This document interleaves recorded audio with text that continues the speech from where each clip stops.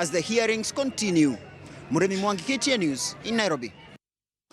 From politics, Kenyans today joined the world in marking the World Press Freedom Day during a convention organized by the Media Council of Kenya. Participants discussed the issue of safety of journalists while on duty.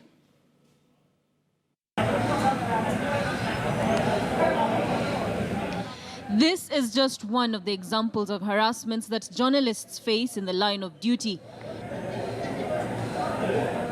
And according to Linus Kaikai, the chairman of the Editors Guild, some of such incidences are inflicted upon media practitioners by those in the security forces. It is an issue that arose during a convention organized by the Media Council of Kenya to mark the World Press Freedom Day. I mentioned Isaiah Gwembi of the Standard Group, who was beaten by administration policemen in CIR just over a month ago.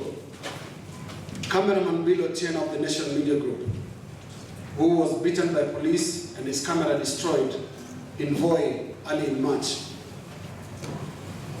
A total of 5 journalists have been victims of this physical violence in only 4 months of this year, 2017. In his speech during the convention, Linus Kaikai noted that most of the cases of physical violence meted on journalists are related to coverage of political issues. We are awaiting updates from the security services on the case of Moses Masinde of K24, who was on the 20th of July last year beaten at an ODM rally in Budalangi and his camera destroyed.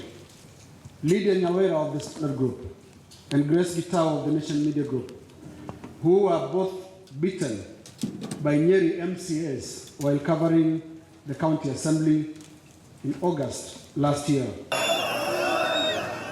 Being a political year, the issue of the safety of journalists might create a huge debate among related stakeholders. However, at the convention, CS Joe Musheru and Linus Kaikai did not hesitate in urging journalists to maintain the elements of fairness in their reporting. This to avoid a similar occurrence of the most regretted post-election violence of 2007-2008. As a media fraternity in Kenya, we must work hard to stay true to the maxim of our calling, the service of public interest. It should not always be cases of conflict and desperation as if nothing good comes from the state. Hard-working business communities and patriotic citizens laboring day and night to make a difference in our societies and their families. But despite the many issues arising, great strides have been made in the industry. In February this year, the High Court made a ruling that would guard and protect media freedom. During this period, the media has also scored some victories. A declaration by the court that criminal libel is against the Constitution was a big burden lifted off our shoulders. We will encourage the next Parliament to delete the relevant section of the Criminal Procedure Code.